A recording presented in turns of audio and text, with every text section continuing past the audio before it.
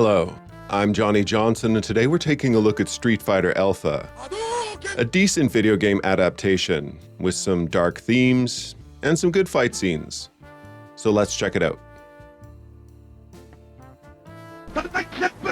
Street Fighter Alpha is based on the video game Street Fighter Alpha by Capcom. This is a completely independent movie and storyline from any of the other Street Fighter movies or anime. So if you're going to enjoy it, you kind of have to let go of your expectations of continuity.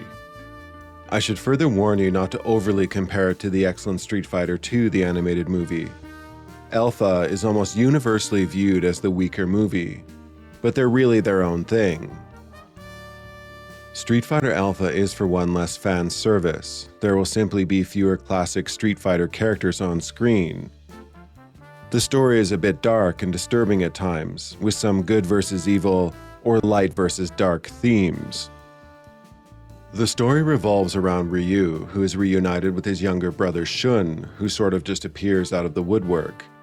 The two together, with a bit of help from Ken and Chun-Li, end up fighting an evil organization, harnessing fighting power, while at the same time fighting a struggle within, known as the Dark Hado. The Dark Hado, you can basically view it as the dark side of Ryu's training, a powerful force that can be harnessed, but at the same time makes you lose your senses and humanity. This is also an energy that a madman by the name of Dr. Sadler wants to harness. And in order to do so, will provoke Ryu and kidnap his younger brother. It will culminate in some interesting fight scenes and internal fight scenes for Ryu, who will battle a couple of strange villains while battling himself. The best scenes in the movie are the street and tournament scenes in Japan, and boy, they are way too short. It would have been great to see more street fighting. The animators did a great job at bringing Zangief to life. I was very happy to see his spinning pile driver. But beyond this, he really only grunts, and his fight scene is simply too short.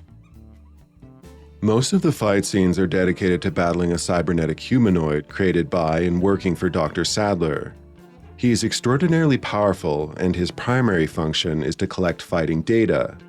Apparently, and confusingly, he can also trap fighters inside of him and harness their power. This is never fully explained. Dr. Sadler is attempting to create a similar but more powerful body for himself, which is the ultimate goal of this one-dimensional but highly creepy villain. You never really get to know more about him beyond this, nor about his cybernetic humanoid henchman, apart from the fact that he is really powerful. It's too bad too, because Chun-Li, who has a decent amount of screen time, works for Interpol, so her investigative character could have laid out the villains a bit better for us. You do get to see a decent amount of fighting from Chun-Li, as well as Ken, but sadly, most of it is wasted on the cybernetic mutant, so you never get to see an extended fair fight. Too bad. There is another character, Rose, in the movie, who is a mysterious fortune teller.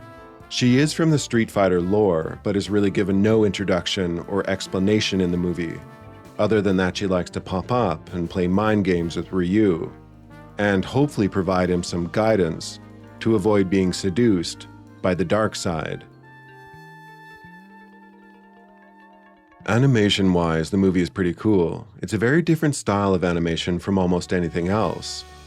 You should like it if you enjoy big feet, hands, and crazy eyebrows. I like the Final Fantasy vibe it gave me. I also like how they animated delayed damage in a few fights. Reminds me of Fists of the North Star. Story-wise, it is kind of a mess. I could have used more fight scenes and fewer scenes with Ryu bonding with his younger brother. There is also a character named Akuma in the movie.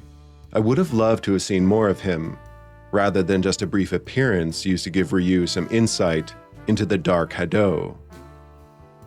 I really enjoy the aesthetic of Akuma. He is based on Kungo Rikishi statues, depicting a heavenly guardian for Buddha, often found at many Buddhist temples.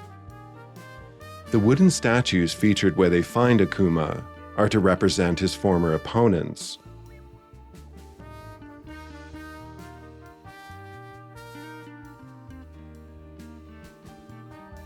Alright, I'm Johnny. Thanks for watching this review of Street Fighter Alpha. If you enjoyed the video, do Yoga Flame the like button. Yoga Flame. Otherwise, do take care and have a nice rest of your day.